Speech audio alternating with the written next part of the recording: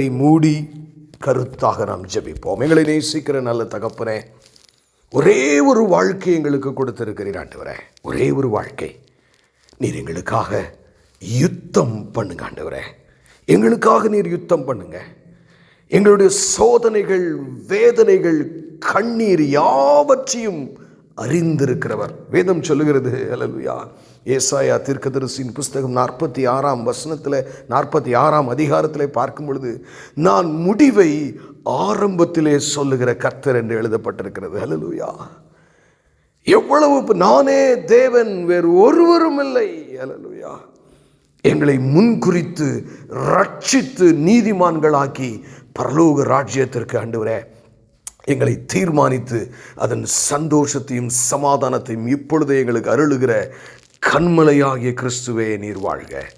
இயேசு கிறிஸ்துவின் மூலம் ஜெபம் கேளுங்கள் ஜீவனுள்ள நல்ல பிதாவே, ஆமென். எனக்கு அருமையானவர்களே, கர்த்தருடைய சித்தத்தை, how God reveals his will என்பதே ஒரு இன்ட்ரடக்ஷன். அதே மாதிரி பார்த்தீங்கன்னா, எப்பொழுது அவர் தம்முடைய சித்தத்தை நமக்கு தெளிவாக வெளிப்படுத்துகிறார் என்றும், எப்படி அவர் தம்முடைய சித்தத்தை வெளிப்படுத்துகிறார் என்றும் நாம் இதுவரைக்கும் 12 செய்திகளை இந்த டைட்டில் நாம் கேட்டிருக்கிறோம். இன்றைக்கு நாம் 13வது செய்திக்குள்ளாக நாம் சீக்கிரத்தில் முடிக்க வேண்டும் என்று நான் நினைக்கிறேன். ஏன்னா அடுத்து வாட் இஸ் காட்ஸ் வில் என்று அடுத்த நிறைய பேருக்கு தெரியும். நான் கிறிஸ்தவன், கர்த்தருடைய சித்தம்னா என்ன அப்படிங்கிறதே தெரியும். நான் பொய் சொல்லாமல் இருப்பது கர்த்தருடைய சித்தம். அதெல்லாம் the behavior of being filled by the Holy Spirit. But what is God's will? அதை நம்ம ஆழமாக சிந்திக்க இருக்கிறோம். கர்த்தர் அந்த வேளையிலே உங்கள் யாவரையும் மீண்டும் கூட்டி சேர்ப்பார் என்று கர்த்தருக்குள்ளே நான் நிச்சயித்திருக்கிறேன். Let us go to the sermon. How God reveals His will. Hallelujah. Amazing. நம்ம என்றைக்குமே ஒரு மூல வார்த்தையைத்தான் நாம் வைத்து போகிறோம். ரொம்ப ஆச்சரியமான ஒரு வார்த்தை. மத்தேயு 7ஆம் அதிகாரம் 21ஆம் வசனம். மிட் நைட் எழுப்பி விட்டாலும் இப்போ நம்ம எல்லாத்துக்கும் அது தெரியும். ஹல்லேலூயா. ஆச்சரியமான ஒரு வார்த்தை.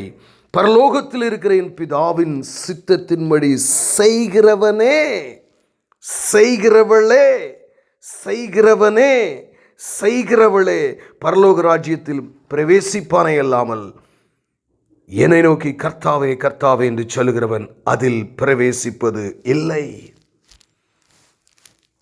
ஹல்லேலூயா. நான் ஒரு முக்கியமான கருத்தை மற்றும் நான் ஏற்கனவே சொன்னதை சொல்லி செய்தியின் ஆழத்திற்குள்ளே நாம் செல்வோம். இன்றைக்கு கிறிஸ்தவம் என்றால் எப்படி இருக்கிறதுன்னு சொன்னால், அநேக போதனைகளும் சரி, திருச்சபையிலே நமக்கு சொல்லிக் கொடுக்குற காரியத்தினுடைய பிரதானமும் அப்படித்தான் இருக்கிறது. ஏனென்றால், நீ ஆண்டவருடைய பிள்ளை, நீ இந்த பூமியிலே நலமாய் வாழ்கிறதற்கு எப்படி ஜபிக்க வேண்டும், எப்படி உபவாசிக்க வேண்டும், எப்படி வாக்குத்தத்தங்களை கிளைம் பண்ண வேண்டும், உனக்கு தெய்வத்தை சௌரியப்படுத்துகிறதற்கான காரியம். அது ஒரு மதம், அது கிறிஸ்தவ மதம். அந்த மதத்திற்கும் விசுவாசிகளுக்கும் சம்பந்தமே இல்லை. உண்மையான விசுவாசிகள் யார் என்றால், நான் இயேசுவை ஏற்றுக்கொண்டு விட்டேன், இனி நான் அல்ல, என் ஆசைகள் அல்ல, என்னை குறித்து கர்த்தராகிய இயேசு கிறிஸ்து என்ன திட்டம் வைத்திருக்கிறாரோ, சித்தம் வைத்திருக்கிறாரோ, அதை வாழ்ந்து முடிப்பதுதான் என்னுடைய லட்சியம். இதுதான் கிறிஸ்தவம். ஹல்லேலூயா. அந்த கிறிஸ்து வேறு கிறிஸ்து என்று பவுல் எழுதுகிறான். நாம் ஏமாந்து போகக்கூடாது பிரியமானவர்களே. Christian life is a life which you should lead in order to fulfill God's will. இயேசு கிறிஸ்து அவர் பாடுகளை மட்டும் கூட நம்ம ஒரு நாள் தனியாக பார்ப்போம். நான் இன்னைக்கு நான் மதியானம் அதை ரொம்ப ஃபீல் பண்ணேன், which I should have done it. அதில் ஒன்று பார்க்கும்போது, கெத்செமனே தோட்டத்திலே இரத்தத்தின் வேர்வை துளிகளாக விழுது. எப்படி இருக்கும் பாருங்களேன். வேர்வையே இரத்தமாக வருது. அவ்வளவு பாரத்தோடு அவர் ஜெபிக்கிறார், ஆண்டவரே இந்த பாத்திரம் என்னை விட்டு நீங்க கூடுமானால் ஆகட்டும், ஆயினும் என் சித்தத்தின்படி அல்ல, உம்முடைய சித்தத்தின்படியே ஆக கடவுது. ஹல்லேலூயா. எனக்கு அருமையான தேவ ஜனமே, இந்த வார்த்தையை கேட்டுக்கொண்டிருக்கிற எந்த இடத்திலிருந்து எந்த வடிவிலை கேட்டுக்கொண்டிருக்கிற நீங்கள் யாராயிருந்தாலும் சரி, உங்கள் இருதயத்தின் ஆழத்திலிருந்து, என் தேவனே, என்னுடைய சித்தம் அல்ல, உம்முடைய குமாரனுடைய சித்தம், பிதாவின் சித்தம், பரிசுத்த ஆவியானவரின் சித்தம், ஏக திருத்துவமாகிய ஒரே தெய்வத்தின் சித்தமே என் வாழ்க்கையிலே நடக்கட்டும் என்று இருதயத்திலிருந்து மிக கடினமான சூழலிலும் கூட சொல்லுகிறவனாய் இருக்கும்படியாய் கர்த்தர் நம்மை அழைத்திருக்கிறார். ஹல்லேலூயா. ஏன் தெரியுமாங்க? ஒரு ராஜ்யத்திற்கென்று உங்களை அழைக்கிறார். My kingdom is from another place. என்னுடைய ராஜ்யம் ஒன்று உண்டு, பிதாதை எனக்கு கொடுத்திருக்கிறார், நான் உங்களுக்கு அந்த ராஜ்யத்தை கொடுக்கிறேன் என்று சொல்லி நம்மை மரித்த பின்பும் நம் தோல் முதலானவைகள் அழுகின பின்பும் புது சரீரத்தோடு எழும்பத்தக்க ஒரு மேன்மையான வாழ்க்கை. நல்லா தெரிஞ்சுக்கங்க. நீங்கள் நல்லா சாப்பிடுங்க, நல்லா நிறைய காரியங்களை என்ஜாய் பண்ணுங்க. அந்த உலகத்தில் ஒன்றுமே கிடையாது. ஆனால் எல்லாவற்றிலும் என் அப்பன் இயேசுவினுடைய சித்தம், என் அப்பன் இயேசுவினுடைய சித்தம், என் அப்பன் இயேசுவுடைய சித்தம், என் அப்பன் இயேசுவுடைய சித்தம். எனக்கு அருமையான தேவஜனமே, என் அப்பன் இயேசுவுடைய சித்தம் நிறைவேற வேண்டும் என்று நீங்கள் காத்திருக்க வேண்டும். ஏன்னா நான் சொல்கிற காரியம், I am not teaching a religious philosophy. I am teaching life and death. வாழ்க்கையில் ஒன்றுமில்லை பிரியமானவர்களே. என்றைக்கு நான் பிறந்தேனோ அன்றைக்கு நான் என் மரண நாள் குறிப்பிக்கப்பட்டிருக்கிறது. அதற்கு பின்பு நான் ஒரு நாள் உயிர் தள்ள வேண்டும்படியாய் தேவன் என்னை வைத்திருக்கிறார். அங்கு நான் எப்படி அவருக்காக வாழ்ந்தேன் என்று கணக்கு கொடுக்க வேண்டிய பீமா சீட் ஜட்ஜ்மெண்ட் முன்னால் நான் நிற்க வேண்டியதாக இருக்கிறது. Be careful. உலகம் it is very attractive.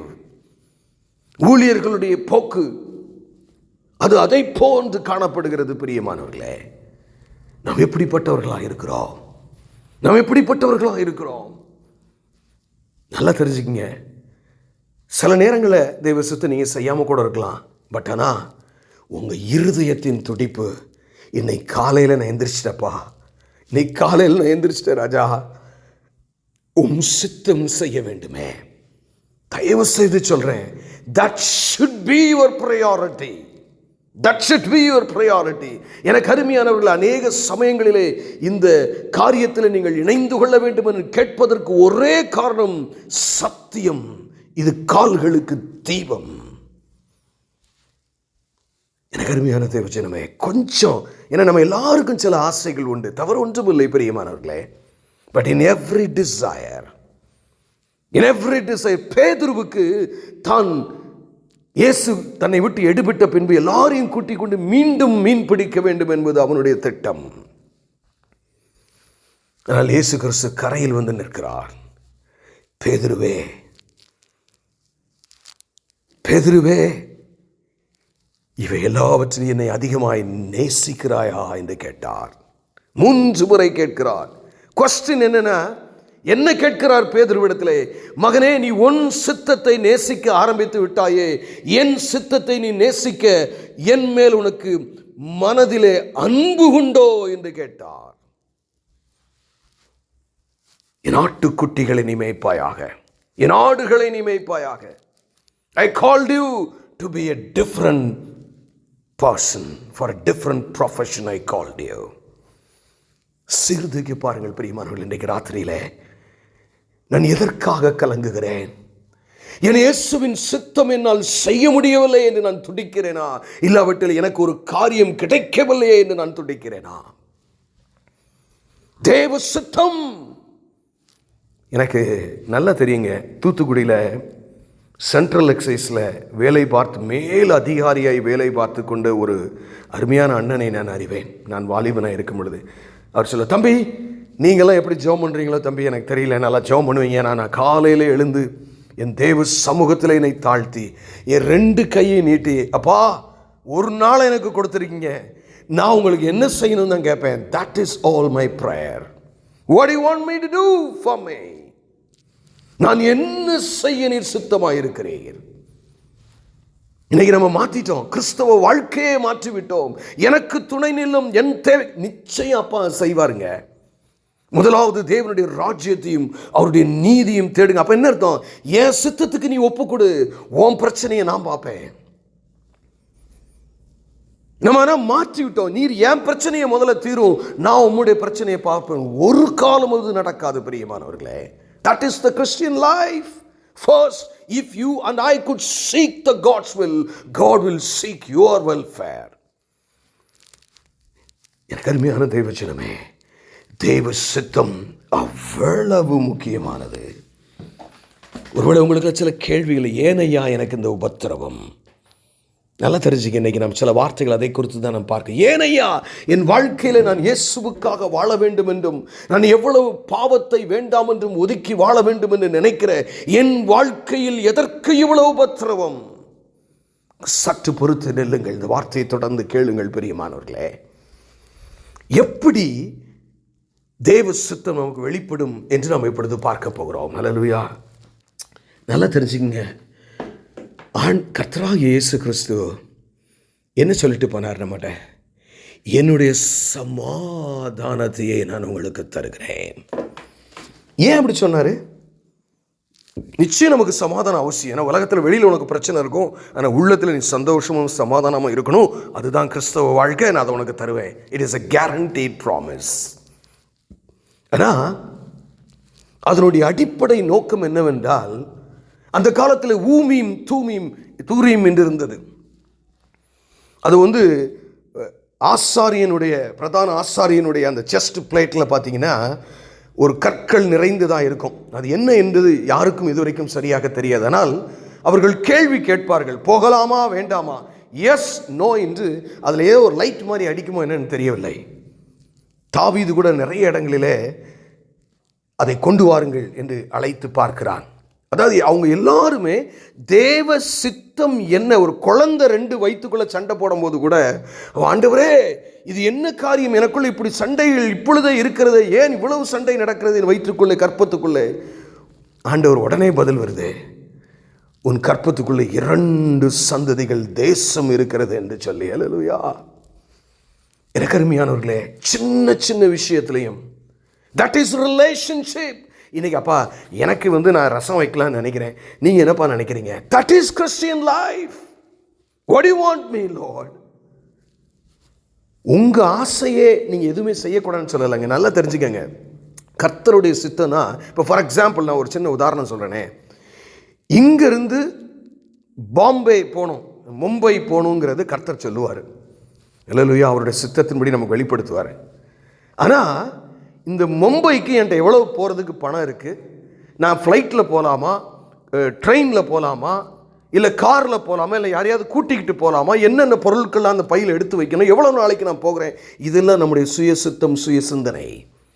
Understand, God gives you the goals in life, you plan it according to your desire. தேவன் உங்களுக்கு கொடுத்த ஞானத்தை அதில் நாம் பயன்படுத்த வேண்டும்.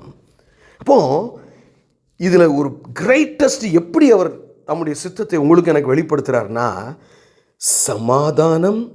சமாதானமின்மை. பழைய ஏற்பாட்டு காலத்தோட இப்போ பர்ஃபெக்ட் டைம்ங்க. அல்லேலூயா. ஏன்னா பழைய ஏற்பாட்டு காலத்தில் ஒரு சிலர் மேல் பரிசுத்த ஆவியானவர் இறங்கி இருந்தார், பிறருடைய பிரயோஜனத்திற்கு, கர்த்தருடைய பிரயோஜனத்திற்கு. ஆனால் இப்பொழுதோ உங்கள் இந்த வார்த்தையை கேட்கிற உங்கள் ஒவ்வொருவருக்குள்ளும் பரிசுத்த ஆவியானவர். பரிசுத்த ஆவியானவர்னா யாருங்க?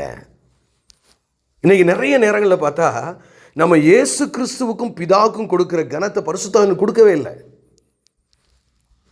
எப்படி இயேசு முக்கியமானவரோ அதே போல் பரிசுத்த ஆவியானவர் முக்கியம். எப்படி பிதா முக்கியமோ அந்த அளவிற்கு பரிசுத்த ஆவியானவர் முக்கியம். அதைத்தான் நாம் போன செய்தியில கேட்டோம். நீங்கள் பரிசுத்த ஆவியினால் வழி நடத்தப்பட வேண்டும், அப்பொழுதுதான் நீங்கள் தேவனுடைய புத்திரர் என்று பார்த்தோம். ரோமர் 8:14 இன்றைக்கு பார்க்கிறோம் எப்படி அவர் தன்னுடைய சித்தத்தை வெளிப்படுத்துவார். ஒரு காரியத்திற்காக நீங்கள் புறப்பட்டு போகிறீங்கன்னு வைங்களேன், நீங்கள் ஜெபிக்கும் போதே இந்த காரியத்தை, ஆண்டவரே உங்கள் சித்தப்படி நான் செய்யணும்ப்பா. இப்போ ஃபார் எக்ஸாம்பிள் ஒரு சின்ன உதாரணத்துக்கு, நீங்கள் இன்றைக்கி பேங்க்கில் போய் ஒரு மணி ட்ரா பண்ணணும் அப்படின்னு நீங்கள் வச்சுக்கிட்டிங்கன்னா, நீங்கள் ஜபிக்கிறப்பா, நான் இன்றைக்கி பேங்க்கு போக வேண்டியிருக்கு, என்னப்பா உம்முடைய சித்தத்தை எனக்கு வெளிப்படுத்துங்கப்பா, நீங்கள் உங்கள் சித்தப்படி நான் போகணும், வேறு வழி இல்லை, ஆனால் உங்களுடைய சித்தம் இருந்தால் நீங்கள் செய்யுங்க, ஒருவேளை இன்றைக்கி நான் போகுது உங்கள் சித்தம் இல்லைன்னு சொன்னால் அதை தடுத்து போடுங்கப்பா அப்படின்னு சொல்லி நம்ம ஜபிச்சிட்டு இருக்கும் போதே பார்த்தீங்கன்னா, சில நேரங்களில் ஜபிக்கும் போது சிலருக்கு சமாதானமின்மை, சமாதானம் தெரியும், சரி கர்த்தருடைய சமாதானம் நமக்கு இருக்குது, இன்றைக்கி நம்ம போகலாம். சில நேரங்களில் பார்த்து 2 ஸ்டெப் எடுத்து கேட்டுக்கு போகும்போது பார்த்தினா நம்ம செருப்பை போடும்போது ஒரு சமாதானமின்மை ஒருவேளை உங்களுக்குள்ளே வரக்கூடும். அல்லேலூயா. wherever and whenever you don't get the peace of Jesus Christ, don't do it. Wait. அல்லேலூயா. இன்றைக்கு புதிய ஏற்பாட்டு காலத்திலே அவர் சித்தத்தை, தேவ சித்தத்தை, சமாதானம். நான் ஒரு அருமையான தேவனுடைய மனுஷனை அறிவேன்.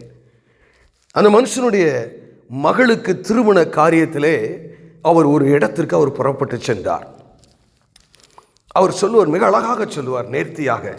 அப்படி அவர் புறப்பட்டு செல்லும் பொழுது அவர் ஜெபித்து பார்த்தார், தெரியவில்லை. உடனே தன்னுடைய நண்பர்களிடத்தெல்லாம் சொல்லி ஜெபித்து கொள்ளுங்கள் என்று சொல்லும் பொழுது அவருடைய நண்பர் ஒருவர் சொன்னாராம், நீ ஜெபிக்கும் கூட சில சமயத்தில் பார்க்க முடியாது, விசுவாசத்தில் முயற்சி பண்ணும்போது தான் உனக்கு சமாதான இன்மை வரும் என்று சொன்னார்.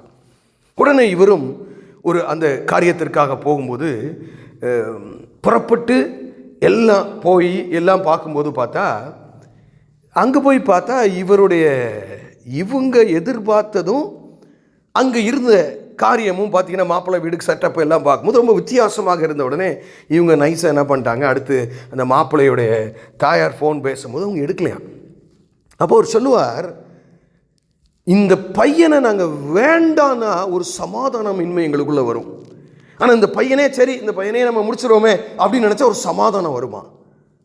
அதுக்கப்புறம் பிரதர், ஒருவேளை சில காரியங்களிலே குறைவுகள் இருந்தாலும், சில எதிர்பார்ப்புகளில் நம்ம எல்லாத்தையும் எதிர்பார்ப்போம், குறை இருந்தாலும் இது தேவ சித்தம் என்று அறிந்ததுனாலே நான் போய் அவங்க நேட்டிவ் பிளேஸில் நான் விசாரிக்கக்கூடாதுன்னு அவங்கள சொல்லலை. When you know for sure it is God's will, you can proceed. Where there is His will, there is His providence always. எங்கே தேவ சித்தம் என்று ஒன்று தெளிவாக தெரிகிறதோ அங்கு தேவ கரம் ஏற்கனவே நீட்டப்பட்டிருக்கும். பிரியமானவர்களே, அப்போ சமாதானம், ஒரு காரியத்தை ஜெபித்து விட்டு விசுவாசத்திலே முயற்சித்து நீங்கள் பார்க்கும் பொழுது சமாதானம் இல்லையா, இது ரொம்ப முக்கியம். இன்னைக்கு ரொம்ப முக்கியம் பிரியமானவர்களே. அவர் தன்னுடைய சித்தத்தை இதில் மிக தெளிவாக நடத்துகிறார். ஏசாயா தீர்க்கதரிசியின் புஸ்தகம் 55ஆம் அதிகாரம் 12ஆம் வசனம் இப்படி சொல்லுகிறார். ஏசாயா தீர்க்கதரிசியின் புஸ்தகம் 55ஆம் அதிகாரம் 12ஆம் வசனம், நீங்கள் மகிழ்ச்சியாய் புறப்பட்டு சமாதானமாய் கொண்டு போகப்படுவீர்கள். எப்படி நீங்கள் எப்படி கொண்டு போகப்படுங்க? சமாதானமாய் கொண்டு போகப்படுவீர்கள், சமாதானமாய் கொண்டு போகப்படுவீர்கள். பிரியமானவர்களே, ஆமென். பர்வதங்களும் மலைகளும் உங்களுக்கு முன்பாக கெம்பீரித்து மகிழும், வெளியின் மரங்களெல்லாம் கை கட்டும். ஹல்லேலூயா. That is the way the Lord leads. சமாதானத்தோடு உங்களை கொண்டு போவார். இன்னைக்கு நிறைய ஏன் காட்ஸ் வில் அவ்வளோ முக்கியம்னா, தப்பாக உன்னை தேர்ந்தெடுத்து நிறைய பேர் பார்த்தீங்கன்னா இந்த பொண்ணு மாப்பிள்ளை பார்க்குறதுலலாம் தவறாக தேர்ந்தெடுத்துட்டு அவங்க படுகிற அவதி. ஒருத்தர்லாம் டைவர்ஸ்ன்ட்டு என்னிடத்தில் வந்தார். ஏன் பிரதர், நீங்கள் ஒரு நல்ல ஆவிக்குரிய சபைக்கு போகிறவங்க, நீங்கள் எப்படி நீங்கள் டவுரிலாம் வாங்க மாட்டீங்க, மன்னிக்கும், நீங்கள் நகைலாம் போட மாட்டீங்க, நகைலாம் போட மாட்டோம், நாங்கள் டவுரி மட்டும் கொடுப்போம். அப்படி அதையே நீங்கள் கொடுத்தீங்க. இல்லை பிரதர், நான் பையன் வெளிநாட்டில் இருக்கான் அப்படின்னு சொல்லி நான் அதை தேர்ந்தெடுத்தோம், என் மகளும் வெளிநாட்டெலாம் போயிட்டு வருவா. அதான் அவங்க என்ன பார்த்துருக்காங்கன்னா, ஆவிக்குரிய ரீதியாக எல்லாம் இருந்தாங்க, ஆவிக்குரிய ரீதியாக எல்லாம் இருந்தாங்க, ஆனால் அவங்க வாழ்க்கையில் பார்த்தீங்கன்னா ஒரு சிலத்தை விட்டுட்டாங்க. ஹல்லேலூயா, ஹல்லேலூயா.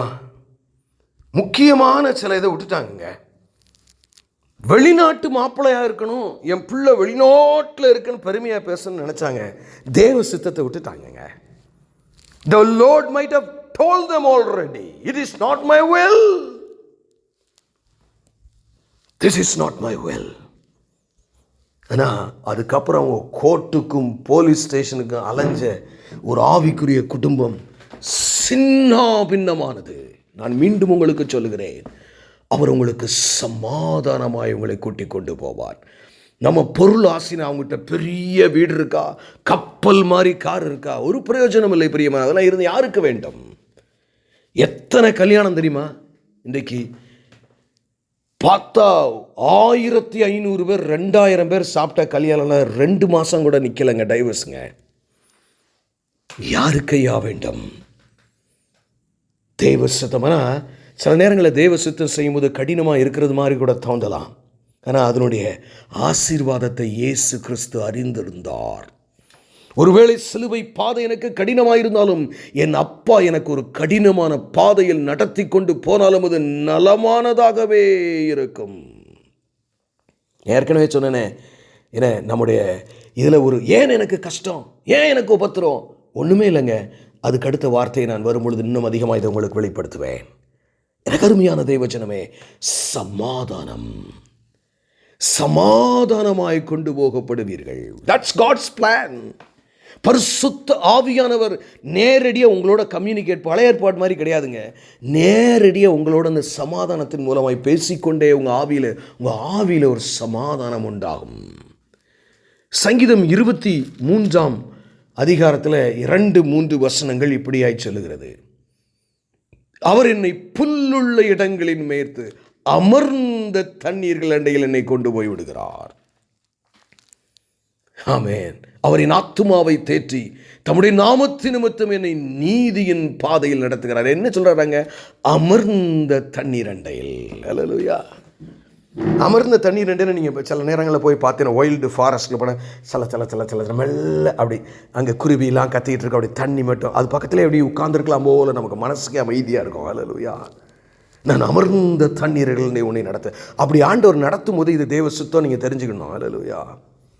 நிறைய நேரங்களில் பார்த்தா ஆண்டவரோடு இவங்க எண்ணி எல்லாம் போயிடுவாங்க. உங்கள் காரியத்தை சேர்க்க, ஒரு கடையை ஆரம்பிக்கணும், ஒரு வியாபாரத்தை ஆரம்பிக்கணும், ஒரு வேலையை எடுக்கணும்னு போயிடுவாங்க. ஆனால் அங்கே போகும்போது இனிமே என்ன செய்ய, வெளியில் வந்துருங்கிறேன்.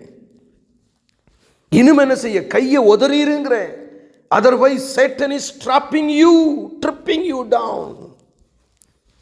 நிறைய இனிமே என்ன செய்ய, இனிமே எனக்கு அருமையானவர்களே, நம்ம உயிர் எவ்வளவு முக்கியமோ அந்த அளவுக்கு தேவ சித்தம் நம்முடைய வாழ்க்கையில் முக்கியம். நிறைய பேருங்க கண்ணீர் வடிப்பதற்கு காரணமே அவசரப்பட்டு விட்டார்கள். தேவ சமாதானம் அவர்களுக்குள்ளே இருக்கிறதா என்று அவர்கள் ஆராய்ந்து பார்க்க. நிறைய பேர் இன்னொரு தப்பு பண்ணுவாங்க, யார்கிட்டையாவது ஓடுறது. நான் தீர்க்கதரிசிகள்கிட்ட போக்கூடாதுன்னு சொல்கிறது ஆள் கிடையாது. அவ்வப்போது சில நேரங்களில் நானே தீர்க்க தரிசனம் சொல்லுகிறது உண்டு. ஆனால் என்னையை பொறுத்தவரையில் அதை எப்படி பயன்படுத்தணும்னா, it should be a confirmation on what God has already set. அவைகளெல்லாம் எதற்காக பயன்படுத்த வேண்டும்? தேவன் ஏற்கனவே உங்களுக்கு சொன்னதை அவர்கள் மூலமாய் அவர் உறுதிப்படுத்துவார். அருமையான தேவஜனமே, காத்திருக்க பழகுங்கள். அவர் சித்தம் சமாதானத்தில் வெளிப்படும். அடுத்து இன்னும் ஒரு காரியத்தை கூட நம்ம பார்க்கலாம் பிரியமானவர்களே. ஆமென். அதாவது ரோமர் 12ஆம் அதிகாரம்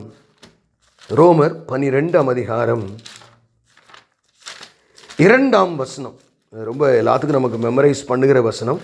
நமக்கு தெரியும், பல ஆங்கிளில் இதை நம்ம படித்திருக்கிறோம். ரோமர் 12:2, நீங்கள் இந்த பிரபஞ்சத்திற்கு ஒத்த வேஷம் தெரியாமல் தேவனுடைய நன்மையும் பிரியமும் பரிபூர்ணமான சித்தம் இன்னதென்று பகுத்தறியத்தக்கதாக, பகுத்தறியணும்னா உங்கள் மனம் புதிதாகிறதுனாலே மறுரூபம் ஆகுங்கள். என்ன சொல்றாருன்னா, நீ மறுரூபம் ஆக ஆக தேவ சித்தம் உன் ஆவியிலே வெளிப்படும். அல்லேலூயா. எப்படி வெளிப்படும் அது? ஆமென். மறுரூபமாகும் போது வெளிப்படும். மறுரூபமாக்கி வெளிப்படுத்துவார். அல்லேலூயா. அப்போ நான் ஒரு கேள்வி கேட்டேன், ஏன் என் கிறிஸ்தவ வாழ்க்கையில் இவ்வளோ கஷ்டம் எனக்கு எதுக்குயா? ஒன்றுமே இல்லைங்க. உங்களை எப்போ மறுரூபமாக, கிறிஸ்து கிறிஸ்துவின் அருகாமையில் நீங்கள் இருந்தால் தான் மறுரூபமாக முடியும். நிறைய நேரங்களில் ஆசீர்வாதங்கள் வர வர மக்கள் இயேசுவை விட்டும் ஆலயத்தை விட்டும் ஊழியத்தை விட்டும் தூரமாய் போயிடுவார்கள். நம்ம ஃபெலோஷிப்லேயே அது நிறைய நம்ம பார்த்துட்டோம். யாரெல்லாம் ஆசீர்வாதம் அவங்க பெற்றாங்களோ அவங்களாம் அந்த ஃபெலோஷிப் விட்டு போயிட்டே இருப்பாங்க. ஏன்னா அது ஆர்கனைஸ் பண்ணுற சூழ்நிலை வந்து விடுகிறது. நான் குறையாய் சொல்லவில்லை பிரியமானவர்களே. ஆனால் ஆண்டவர் எதற்காக சில நேரங்களில் இந்த கடினமான பாதையில் நடத்துகிறார்? என் மகன் என்கிட்ட நெருங்கி இருக்கணுங்கிறதுக்காக. அப்போ என்ன ஆகும் தெரியுமா? அப்படி நெருங்கி இருக்கும்போது ஒரு மறு ரூபம் அடைவீர்கள். மோசே பிதாவாகிய தெய்வத்தை ஆண்டவர் கர்த்தராகிய இயேசு கிறிஸ்துவை பழைய ஏற்பாட்டில் அவன் மீட் பண்ணும்போது அவன் முகம் அது மாதிரி இல்லை, பழைய மாதிரி பிரகாசமாய் மாறிட்டு. அப்போ கிட்ட வர வர என்ன நடக்கும் தெரியுமா? ஒரு மறுரூபம் உண்டாகும். அந்த மறுரூபம் ஆகும்போது எதற்கு அந்த பர்பஸ் ஆஃப் மறுரூபம் என்ன? இறைவனுடைய சித்தம். இன்னொரு வசனத்தை உங்களுக்கு வாசிக்கிறேன், மிக தெளிவாய் நீங்கள் புரிந்து கொள்ளுவீர்கள். சங்கீதத்தில் 37ஆம் அதிகாரம் மிக கவனமாய் கேளுங்கள். நான் சொல்லுகிறது இஸ்ரவேலின் தேவனுடைய அளவில்லாத மகிழ்ச்சியான வார்த்தை. சங்கீதம் 37ஆம் அதிகாரம் 4ஆம் வசனம். சங்கீதம் 37:4. கர்த்தரிடத்தில் மனமகிழ்ச்சியாயிரு, அவர் உன் இருதயத்தின் வேண்டுதல்களை உனக்கு அருளி செய்வார். உன் இருதயத்தில் என்ன நீ ஆசைப்படணும், என்ன சிந்திக்கணும்னு அவரே கொடுத்துருவார். உங்க சிந்தனையே தேவ சித்தத்தின்படி மாறிவிடுமாம். எப்பொழுது கர்த்தரிடத்தில் மன மகிழ்ச்சியாயிருக்கும் போது. He will start handling your desires. நீங்களே தேவ சித்தத்தின்படியாக சரியாக சிந்திப்பீங்க. எப்பொழுது? உங்கள் மனம் புதிதாகிறனாலே மறுரூபமாகும் போது. அப்படின்னா என்ன அர்த்தம்? கர்த்தர் கிட்ட வரும்போது. அப்படின்னா எப்போ நடக்குது அது? சில சமயங்களிலே முரண்டு பிடிக்கிற மாட்டுக்கு முன் 2 காலுக்கு இடையில ஒரு கட்டையை கட்டி விட்டுருப்பாங்க. எல்லாரையும் முட்டும் தள்ளும் உருன்னு வரும். அந்த மாடு நடக்கவே முடியாமல் ஒரு கட்டையை உள்ளே விட்டுருப்பாங்க. ஒரு 6 மாதத்தில் அது வீரியம்லாம் போய் அமைதியான மாடாயிருமா? எனக்கு அருமையான தெய்வச்சனமே, அன்றைக்கு ஏற்கனவே இதற்கு முந்தின லீடர்ஸ் மீட்டிங்கில் நான் பேசினேன். உங்களுக்கு பரீட்சை இல்லாத வாழ்க்கை ஒன்று வேணுமா கிறிஸ்தவ வாழ்க்கையில்? அப்படி ஒரு வாழ்க்கையே கிடையாது. Test is inevitable. நீங்கள் ஒரு கல்லூரியில் ஒரு வாலிப தங்கச்சியை கொண்டு போய் சேர்க்குறீங்கன்னு வைங்க. ஒரு அன்ரிட்டன் லா என்ன தெரியுமா? கல்லூரிக்கு வந்துட்டீங்க, அட்மிஷன் போட்டீங்க, 4 வருஷம் படிக்கணும், எல்லா செமிஸ்டர்லையும் பாஸ் ஆனால் டிகிரி தருவோம். ஒவ்வொரு செமிஸ்டர்லையும் ஒரு 8 பேப்பர் 6 பேப்பர் டெஸ்ட் இருக்கும், சோதனை இருக்கும் உங்களுக்கு. ஆனால் நீங்கள் மேற்கொள்ளணும். எனக்கு அருமையான தேவஜனமே, அதுக்கு என்ன வேணும்? இப்போ ஒரு ஸ்டூடெண்ட்டு ஒரு யூனிவர்சிட்டியில் 4 வருஷம் நல்லா படித்து வெளியில் வரணும். என்ன வேணும்? 2 காரியம் வேணும். ஒன்று டிசிப்ளின், 2வது ஹார்ட் ஒர்க். காலையிலே எந்திரிச்சு படிக்கணும், அசைன்மெண்ட்டை கரெக்டாக செய்யணும், எக்ஸாமுக்கு அன்னைக்கு தூங்கவே இல்லாமல் உட்காந்து படிக்க வேண்டியிருக்கும், கவனமாக எழுதணும். டிசிப்ளின். ஆவிக்குரிய வாழ்க்கையிலையும் நீங்கள் டெஸ்ட்டில் ஜெயிக்கணும்னா 2 விஷயம் தாங்க. டிசிப்ளின். இன்னைக்கு கிறிஸ்தவ வாழ்க்கையில் டிசிப்ளினே இல்லை. எப்போ பிரதர் ஜெபம் பண்ணுவீங்க? டைம் கிடச்சா ஜெபம் பண்ணுவேன். எப்போ பிரதர் பைபிள் வாசிப்பீங்க? அதெல்லாம் நேரம் கிடச்சா பண்ணுவேங்க. எப்போ நீங்கள் ஆலயத்துக்கு போவீங்க? என் வேலையெல்லாம் ரொம்ப ஆலயத்துக்கெலாம் போக முடியும். எப்போ ஊழியம் செய்வீங்க? ஃப்ரீயாக இருந்தால் பண்ணுவேன். திஸ் இஸ் நாட் த வே. தான் நிச்சயமாகவே சிங்கத்தின் கெபியிலே போய் விழ வேண்டிய நேரம் வந்துவிட்டது என்ற பொழுதும் சிங்கமாதி அதன் உயிரே போனாலும் என் டிசிப்ளின் ஆகிய 3 வேளை எருசலேமை நோக்கி ஜபிக்கிற அந்த டிசிப்ளினை நான் விடமாட்டேன் என்று தானியேல் நின்றபடியினாலே. ஹல்லேலூயா. அப்புறம் ஒரு இடத்துல சொல்றாரு, தானியேலும் யோபுவும் இந்த காரியத்துக்காக ஜெபம் பண்ணா கூட நான் கேட்க மாட்டேங்கிறார் ஆண்டவர். அப்ப என்ன ஒரு நீதிமானாய் தானியேலை வைத்திருப்ப, ஒரு டிசிப்ளின் கிறிஸ்டியன் லைஃப். எனக்கு அருமையான தேவஜனமே, நமக்கு நேரம் இல்லை. ஆகவே இன்னைக்கு 2 காரியங்களை பார்த்திருக்கிறோம். ஒன்று, அவர் எப்படி அவர் சித்தத்தை வெளிப்படுத்துகிறார், சமாதானத்தை நமக்கு தந்த ஒரு சித்தத்தை வெளிப்படுத்துகிறார். அடுத்து நம்மை மறுரூபப்படுத்தி அவருக்கு அருகாமையிலே கொண்டு வந்து அப்பொழுது நம்முடைய சிந்தையையும் நம்முடைய ஆசைகளையுமே தேவனுக்கு உகந்த சித்தத்தின்படி மாற்றுகிறார். கண்களை மூடி நாம் ஜெபிப்போம். எங்களை நேசிக்கிற நல்ல தகப்பனே, இந்த உலக வாழ்க்கை ஒன்றுமில்லாததப்பா. 100 வருஷத்திற்கு முன்பதாக பிறந்தவர்கள் 99% இன்றைக்கு இல்லை ஆண்டவரே. நாங்களும் இன்னொரு 100 வருஷம் கழித்து உயிரோடு இருக்க மாட்டோம். இப்படி நாங்கள் செத்துத்தான் போவோம் என்று சொல்லும் பொழுது வேதத்திலே நான் மரித்த பின்பு மறுநாள் எங்கிருப்பேன் என்று பார்த்தால் தேவ சமூகத்திலே எவ்வளவு பெரிய ஆனந்தம் ஆண்டவரே. ஆணென்றும் பெண்ணென்றும் இல்லாத பரலோக வாழ்வை நீர் எங்களுக்கு வைத்திருக்கிறேன். ஆகவே ஆண்டவரே, என் தேவைகளுக்காக உம்மை பயன்படுத்துகிற பக்குவத்திலிருந்து, மனப்பக்குவத்திலிருந்து மாறி நான் இயேசுவை ஏற்றுக்கொண்டபடியினாலே இனி என் ஆசைகளை காட்டிலும் என் அப்பாவினுடைய ஆசைக்காக ஒரு டிசிப்ளின், ஹார்ட் ஒர்க்கிங் லைஃபை நான் வாழுவேன் என்று தீர்மானிக்க இந்த வார்த்தையை கேட்கிற ஒவ்வொருவருக்கும் உதவி செய்யுங்க. அப்போனா நீங்கள் ஒரு ப்ராமிஸ் பண்ணியிருக்கீங்க. முதலாவது, நீ ஏன் சித்தத்தையும் ஏன் ராஜ்யத்தையும் தேடுனா இவைகள் உங்களுக்கு தேவை என்று உங்கள் பரமபிதா அறிந்திருக்கிறார். ஆண்டவரே, உண்மையாக இந்த வார்த்தையின்படி நடக்கிறவர்களுக்கு நீர் ஆசீர்வதிக்கும்படியாகவும் ஜெபிக்கிறோம். மீட்பெரும் இரட்சகருமாகிய இயேசு கிறிஸ்துவின் மூலம் ஜெபம் கேளும் எங்கள் ஜீவனுள்ள நல்ல பிதாவே.